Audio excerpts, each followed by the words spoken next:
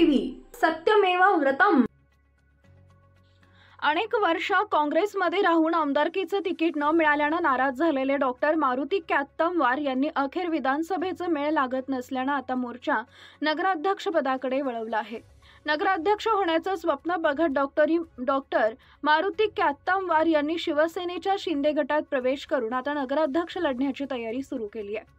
वसमत नगराध्यक्ष महिला राखीव असल्यानं आता डॉक्टर मारुती कॅत्तमवार यांनी त्यांच्या सौभाग्यवतींसाठी फील्डिंग सुरू केली आहे। याचा एक भाग म्हणून वसमत इथं शिवसेना संपर्क कार्यालयाचा शुभारंभ करण्यात आला आहे।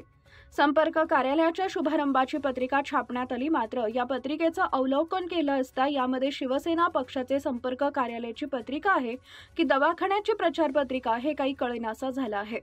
कारण पत्रिकेत वरच्या भागात तर शिवसेना वसमत शहर संपर्क कार्यालय शुभारंभ निमित्त मोफत नेत्ररोग शिबिर लिहिलेलं आहे, मात्र त्याखाली दवाखान्यातून दिल्या जाणाऱ्या उपलब्ध सुविधांचा उल्लेख करण्यात आलाय।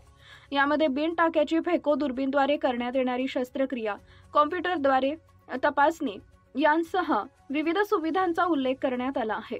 आता जनसामान्यांना प्रश्न पडलाय की हा कार्यक्रम पत्रिका शिवसेना पक्षाच्या कार्यालयाच्या शुभारंभासाठी वाटण्यात आली आहे की दवाखान्याच्या प्रचारासाठी वाटण्यात आली आहे। एकंदरीत असं म्हणता येईल की डॉक्टर मारुती कॅत्तमवार यांनी पक्षाच्या कार्यालयाच्या निमित्त साधत डॉक्टर शीतल कॅत्तमवार यांच्या दवाखान्याचा प्रचार बाण धनुष्यातून सोडलेला आहे आणि त्यामध्ये पक्षाच्या कार्यालयाच्या उद्घाटनाच्या नावाखाली आलेल्या विविध मान्यवरांनी त्यांना सहकार्य करत या दवाखान्याचा प्रचार केलेला आहे।